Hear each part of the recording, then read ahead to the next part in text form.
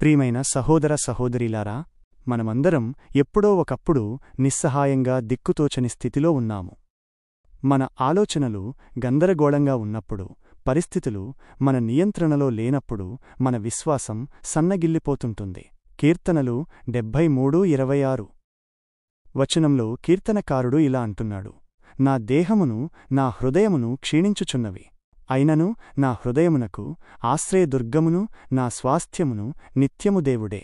అయితే మన జీవితంలో దేవుడు చేసిన మేలును, ఆయన నెరవేర్చిన వాగ్దానాలను మనం గుర్తించకపోతే మన విశ్వాసానికి అర్థమేముంటుంది? చాలాసార్లు దేవుడు మన జీవితంలో కార్యాలు చేస్తున్నా మనం వాటిని చూడలేకపోవచ్చు.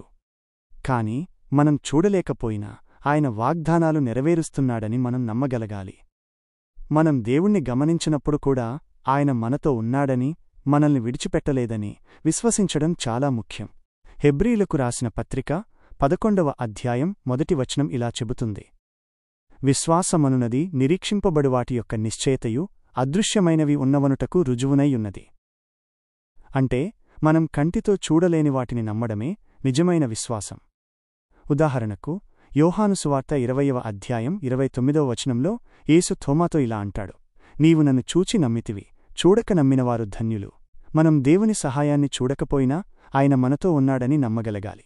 మనకు ఎటువైపు వెళ్లాలో తెలియని గందరగోళ పరిస్థితిలో, మన ఆలోచనలు నీరుగారిపోయినప్పుడు, పరిస్థితులు మన చేజారిపోయినప్పుడు కూడా దేవుడు మనతో ఉంటాడు. యెషయా గ్రంథం 41వ అధ్యాయం 10వ వచనంలో దేవుడు మనకిలా హామీ ఇస్తున్నాడు: నీవు భయపడకుము, నేను నీకు తోడయున్నాను. నీవు కలత చెందకుము, నేను నీ దేవుడను. నేను నిన్ను బలపరిచి నీకు సహాయము చేయుదును. నా నీతిగల కుడిచేతితో నిన్ను ఆదుకొందును. ప్రపంచమంతా తలక్రిందులైనా ఆయన మనతో ఉంటాడని ఈ వచనం మనకు హామీ ఇస్తుంది. మనం మన సమస్యలను మించిన ఒక శక్తిపై ఆధారపడగలమని ఇది గుర్తుచేస్తుంది.